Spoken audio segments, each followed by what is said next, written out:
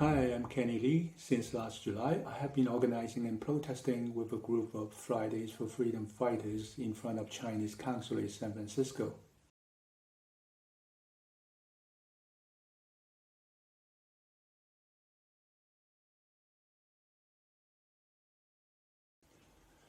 February 28, 47 peaceful pro-democracy activists were detained and charged with one count of conspiracy to commit subversion for their participation in the last July primary election, which over 600,000 people voted in. In the free world, their participation would simply be called exercising the right and freedom to vote. Sadly, in today's Hong Kong, is a crime under National Security Law, NSL, which carries 3 years to life in prison term. As expected, the majority of the defendants were denied bail and locked up immediately. And on March 5th, China's National People's Congress, NPC, released a draft for changes to the elections for Hong Kong Chief Executive and Legislative Council, Legco.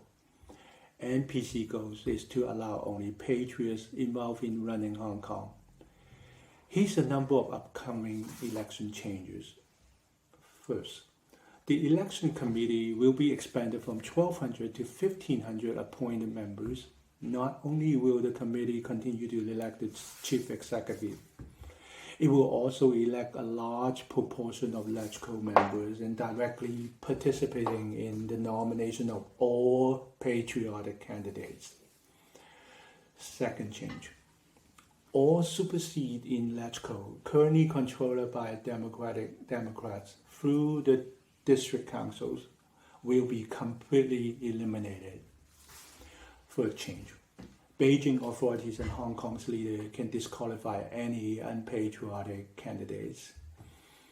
The timing of these two moves cannot be more synchronized by China to stamp out pro-democracy opposition now and in the future. Both the NSL and this rubber stamp election changes violate Hong Kong Basic Law, a mini constitution based on a 1984 joint declaration between China and Britain. The NSL has a chilling effect. Over 100 people were arrested, election postponed, lawmakers removed and arrested, social influencer and press censor, protesters fought for democracy locked up, civil servants forced to pledge allegiance, patriotic education implanted, all the rights protected under the Basic Law were gone overnight.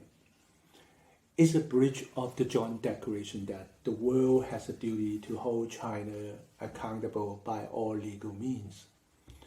A number of international communities have condemned China for breaking her promises to Hong Kong freedom and democracy, autonomy, and the U.S. initiated sanctions on individuals responsible.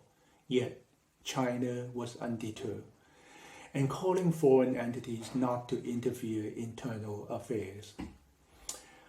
I urge G7 and D10 countries to accelerate and increase their efforts by taking multilateral and coordinated measures and sanctions against China as a major threat to human rights to Hong Kongers, Uyghurs, and Tibetans, and also to the peace in South and East China Seas. As individuals living in the free world, our rights come with responsibilities.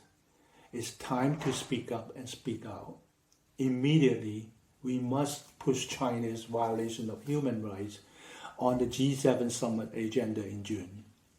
While we should not put politics in sports, we cannot afford to give the regime a propaganda platform in the upcoming Beijing Winter Olympics.